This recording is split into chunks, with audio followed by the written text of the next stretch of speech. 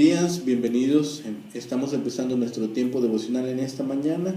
El día de hoy estamos en nuestro devocional número 94, basado en el libro de los Salmos.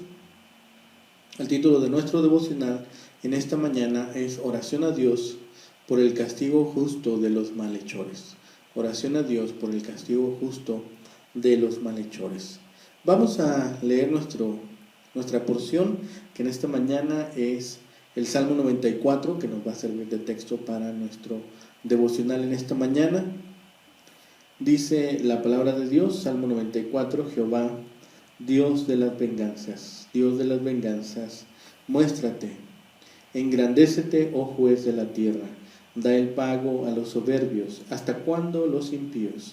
¿Hasta cuándo, oh Jehová, se gozarán los impíos? ¿Hasta cuándo hablarán cosas duras y se vanagloriarán todos los que hacen iniquidad? A tu pueblo, oh Jehová, quebranta, y a tu heredad afligen. A la viuda y al extranjero matan, y a los huérfanos quitan la vida. Y dijeron, no verá ni entenderá el Dios de Jacob. Entended, necios del pueblo, y vosotros fatuos, ¿cuándo seréis sabios? El que hizo el oído, ¿no oirá? El que formó el ojo, ¿no verá? El que castiga a las naciones, ¿no reprenderá? ¿No sabrá el que enseña al hombre la ciencia? Jehová conoce los pensamientos de los hombres, que son vanidad. Bienaventurado el hombre a quien tú, corriges, y en tu ley lo instruyes, para hacerle descansar en los días de aflicción. En tanto que para el impío se cava el hoyo, porque no abandonará Jehová a su pueblo, ni desamparará su heredad, sino que el juicio será vuelto a la justicia, y en pos de ella irán todos los rectos de corazón. ¿Quién se levantará por mí contra los malignos? ¿Quién estará por mí contra los que hacen iniquidad? Si no me ayudara Jehová, pronto moriría mi alma en el silencio. Cuando yo decía, mi pie resbala, tu misericordia, oh Jehová, me sustentaba. Y en la multitud de mis pensamientos dentro de mí, tus consolaciones alegraban mi alma. ¿Se juntará contigo el trono de iniquidades, que hace agravio bajo forma de ley? Se juntan contra la vida del justo y condenan la sangre inocente, mas Jehová me ha sido por refugio y mi Dios por roca de mi confianza. Y él hará volver sobre ellos su iniquidad y los destruirá en su propia maldad. Lo destruirá Jehová nuestro Dios. Bien, es esta porción del libro de los Salmos, el Salmo 94. Siguen estos salmos reales, ya que la frase juez de la tierra es equivalente a rey. El Salmo 94, al mismo que el 93 que ya hemos estudiado, llaman al rey de la tierra, al rey Dios. Es un justo llamado al juez divino a castigar el mal del mundo. Los Salmos 93 al 99, como mencionamos, son un espléndido conjunto de salmos cuyo punto central es el reino eterno de Dios. Y hoy que tenemos la oportunidad de revisar estos salmos, estaremos hablando de lo que significa también para nosotros y lo que implica el reconocimiento de Dios como Rey. El orden del Salmo nos presenta el llamado al juez de la tierra para que castigue a los impíos, una descripción de los actos sin sentido de los impíos y una censura a los impíos en relación a su ignorancia de Dios. Hay una bendición a los justos y una plegaria a Dios pidiendo su intervención en la vida del salmista. Hay también una plegaria para que Dios defienda sus propios objetivos. El Salmo 94, al igual que el anterior, no tiene título ni indicación en cuanto al autor y su época.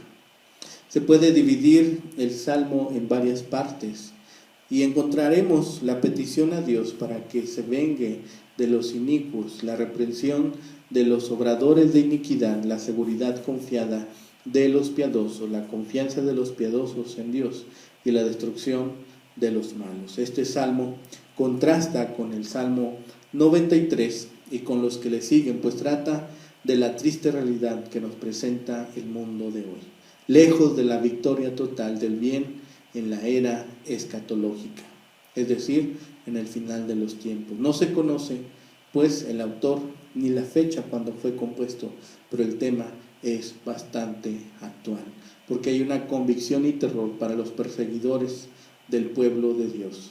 Les muestra el peligro al que se exponen y la insensatez que están mostrando con su desobediencia y el estar en contra de Dios. Hay un consuelo y paz para los perseguidos, les asegura, con base en la promesa de Dios y en la propia experiencia del salmista, que sus aflicciones tendrán un final feliz. Este salmo también es un salmo didáctico sobre el sufrimiento causado por la tiranía. El rey de Israel habla como un sabio y organiza sus poemas. Hay una condenación de los tiranos, la consolación de los oprimidos. La primera parte pide a Dios que se dé a conocer juzgando al arrogante y al impío, terminando así la larga noche de tiranía y sufrimiento, y asumiendo al mismo tiempo su responsabilidad como rey al proteger al indefenso. La segunda estrofa reprende a los tiranos por su incredulidad en cuanto al gobierno moral divino, pues es absurdo pensar que el Dios creador no es también un educador moral. La segunda sección está dirigida a Dios y declara que un hombre que está siendo educado por Dios es bienaventurado. También está dirigido a los oprimidos, asegurándoles que Dios les hará justicia. El rey hace un llamado a la comunidad fiel a que permanezca firme, pues Dios es su ayuda, es su suficiente ayuda. El salmista se dirige a Dios y se consuela por su misericordia hacia Él y por el rechazo divino de los impíos. De nuevo se dirige a los fieles para consolarlos con la realidad de que Dios es su defensor contra los malvados. El Salmo 94 nos presenta aquí un tema bastante concreto. ¿Cómo conciliar o reconciliar la bondad divina con las realidades de la vida?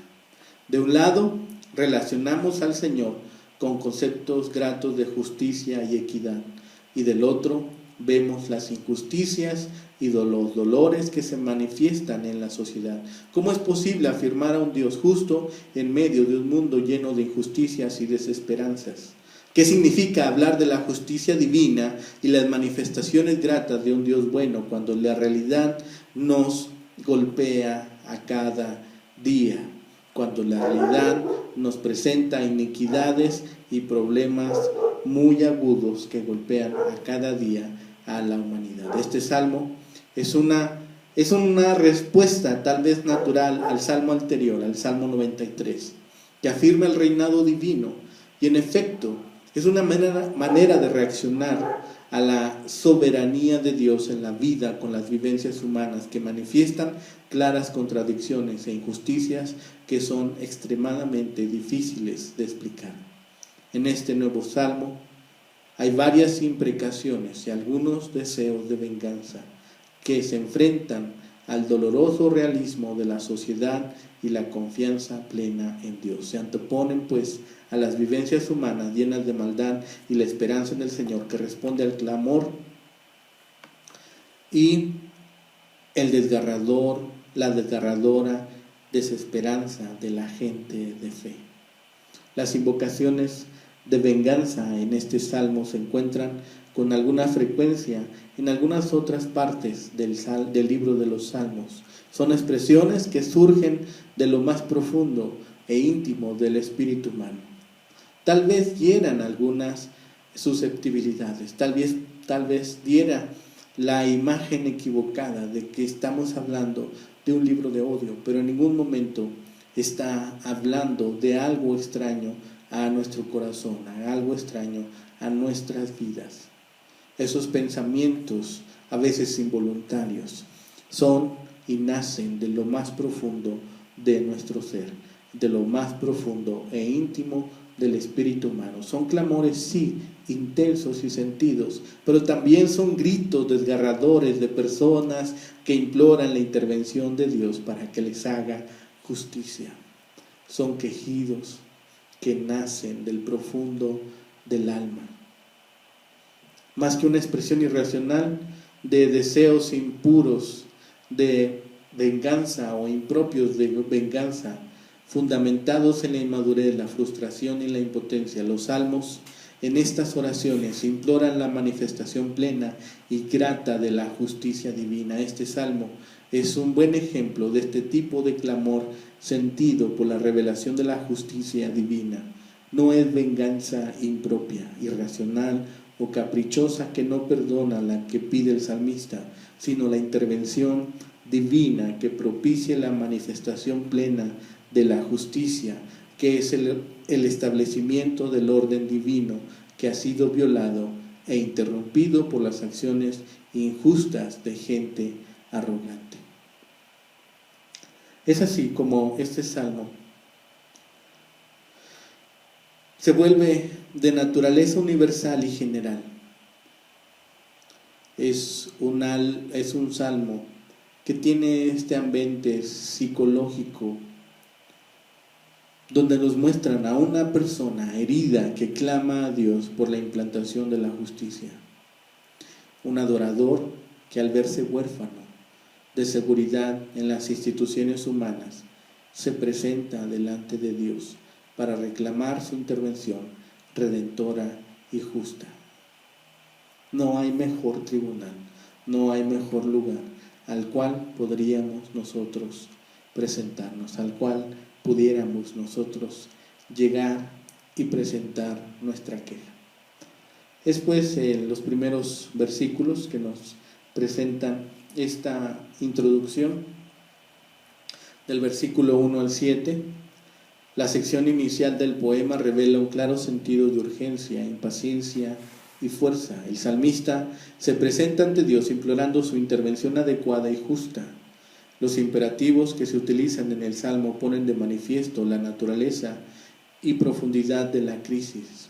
Le dice: muéstrate, engrandécete y da el pago. Además, ese mismo sentido de intensidad y urgencia se destaca y afirma aún más con la incorporación de una serie importante de preguntas retóricas que apuntan hacia la gravedad del dolor, revelan las manifestaciones indeseables de la injusticia. ¿Hasta cuándo, Señor? ¿Hasta cuándo? Pregunta el salmista. El salmista implora con firmeza la venganza divina ante las graves injusticias que vive y experimenta en la sociedad. De un lado, se implora la implantación de la justicia y del otro se identifica propiamente a los sectores causantes de los dolores y las iniquidades del pueblo. Estos hombres son soberbios, son impíos, son los que hacen iniquidad. Los enemigos de la justicia son personas esencialmente altaneras, hostiles, inmisericordias, ingratas e impropias. El poema alude claramente a los crímenes que cometen estas personas injustas. Además, se identifica con precisión a los sectores más heridos y vulnerables por las decisiones y acciones de ese sector despiadado, soberbio e injusto. Los que reciben estos dardos son el pueblo de Dios, son la heredad del Señor, son la viuda, el extranjero y el huérfano. El salmista, inclusive, indica el fundamento ético de esas acciones impropias. Esas personas piensan que el Señor, identificado en el Salmo como el Dios de Jacob, no ve ni entiende. De acuerdo con el Salmo, esas personas pecaminosas e ingratas no le hacen caso a los valores que presentan la gracia y la justicia de Dios. Después del versículo 8 al 15, la segunda sección del Salmo, nos presenta una exhortación. Dirige el mensaje a la gente malvada y también al pueblo de Dios. En primer lugar, identifica a la gente injusta, que son las personas encargadas y responsables de implantar la justicia y de desarrollar procesos adecuados de equidad, y las llama necias y fatuas. Además, las critica por no desear la sabiduría. El corazón de la crítica a esa actitud soberbia que no reconoce el poder divino y rechaza la justicia del Señor. Se afirma con seguridad: Dios oye, ve, castiga y sabe. El mensaje del salmista es claro y directo. El Señor conoce muy bien los pensamientos de la gente y sabe que son vanidad. Es decir, son algo pasajero, como un soplo, como el aire, como el viento que pasa y se pierde en el infinito. El salmista también anuncia la felicidad de la gente de Dios. Aunque no reciban la justicia humana, son personas bendecidas por la gracia divina. Son hombres y mujeres que reciben y se instruyen en la ley del Señor. Y es gente que descansa en los días de aflicción, pues no será abandonada ni desamparada por el Señor en el momento de crisis y adversidad. Esa afirmación entonces anuncia el regreso de la justicia y celebra que los rectos de corazón recibirán las manifestaciones de la justicia divina. Para la última parte de los versículos 16 al 21, todavía penúltima parte, el Salmo afirma la esperanza del poeta. Ante la crisis que se revela por la falta de justicia en los sistemas humanos, el salmista pone en evidencia su esperanza en la intervención divina. Dos preguntas preparan el ambiente para el mensaje. Dios se levantará y apoyará a la gente necesitada de justicia en los momentos de angustia y dolor. Y en efecto, el Salmo afirma la esperanza del pueblo con la referencia a las intervenciones históricas de Dios a favor de su pueblo. La ayuda divina fue la que evitó la muerte o el silencio del pueblo y impidió que su pie resbalara. La misericordia del Señor es fuente de sustento y su consolación es fuente de alegría. Un Dios que manifiesta esas características morales tan importantes no puede permitir que la injusticia impere y le haga daño a su pueblo. La gente justa e inocente tiene una gran fuente de esperanza y seguridad en Dios. Y al final, los versículos finales, versículos 22 y 23, el Salmo culmina con la descripción del futuro de la gente injusta y también con el porvenir del pueblo de Dios. Para las personas injustas que corrompen los sistemas con sus acciones impropias, soberbias y malsanas, el mañana es de iniquidad, maldad y destrucción. Para la gente inocente, que la corrupción de los sistemas les negó la justicia y les trajo dolor y angustia, el futuro es brillante y próspero. El Señor es refugio, roca, confianza y protección. El tema básico del Salmo es la importancia de la justicia. Y ese es un tema de gran importancia para las sociedades contemporáneas. Este mundo hoy en día está plagado de injusticias e iniquidades. Necesita un Dios que se especialice en la justicia. Los pueblos que están sumidos en las crisis económicas que han acompañado la humanidad al comenzar el nuevo siglo necesitan apropiarse de enseñanzas que fundamenten la prosperidad y el desarrollo en la justicia. Los hombres y las mujeres que son víctimas de las diversas formas de violencia e injusticia que se manifiestan en la sociedad están preparados para adorar a un Dios que tiene como una de las características básicas de su persona el ser justo y el ejercer justicia. Ese mismo tema de la justicia caracterizó el ministerio de Jesús de Nazaret, pues respondió a los reclamos de la gente en necesidad con palabras y acciones liberadoras. De particular importancia en el ministerio de Jesús está la respuesta que dio a los doctores de la ley, que eran personas encargadas de la interpretación e implantación de la justicia en Israel. Las palabras, los mensajes y las acusaciones del Señor ante las inconsistencias e injusticias de tales doctores de la ley son una muestra del compromiso divino con la justicia que sobrepasa los límites del tiempo y supera las fronteras religiosas. En este Salmo 94, el Señor nunca olvidó ni ignoró la oración de la gente que clama por justicia, que es un derecho humano impostergable dado por Dios. Lucas 18:6. Vemos el lamento del salmista, vemos la corrección que pide, el castigo sobre ellos, el clamor y la confianza que demuestra que Dios responderá a su oración. Este Salmo 94 nos lleva por esta senda de justicia. Es un padre amoroso que puede disciplinar a su hijo. Y aunque el castigo a veces no es muy agradable para el niño, es esencial para enseñarle la diferencia entre el bien y el mal. Dice la palabra en Hebreos 12:11: ninguna disciplina al presente parece ser causa de gozo, sino de tristeza, pero después da fruto apacible de justicia a los que en ella han sido ejercitados. Cuando sintamos la mano correctora de Dios, aceptémoslas como una prueba de amor.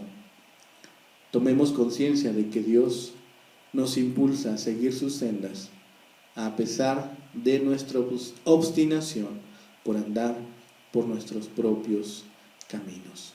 Oremos hoy, en este día, que la justicia de Dios sea visible a nuestros ojos, que la justicia de Dios se manifieste en nuestras vidas, que la justicia de Dios se ejerza sobre aquellos que son impíos y que han negado la fe.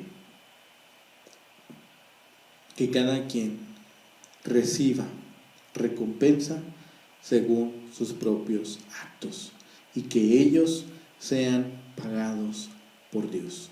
Que Dios retribuya a cada uno según sus actos, porque es la perfecta justicia la que nosotros debemos amar, la que nosotros debemos atesorar y la que nosotros debemos buscar cada día. Demos gracias a Dios por su justicia, demos gracias a Dios por sus bondades, pero sobre todo demos gracias a Dios porque nunca se olvida de ejercer justicia en cada momento. Que el Señor les bendiga, que tengan un excelente día.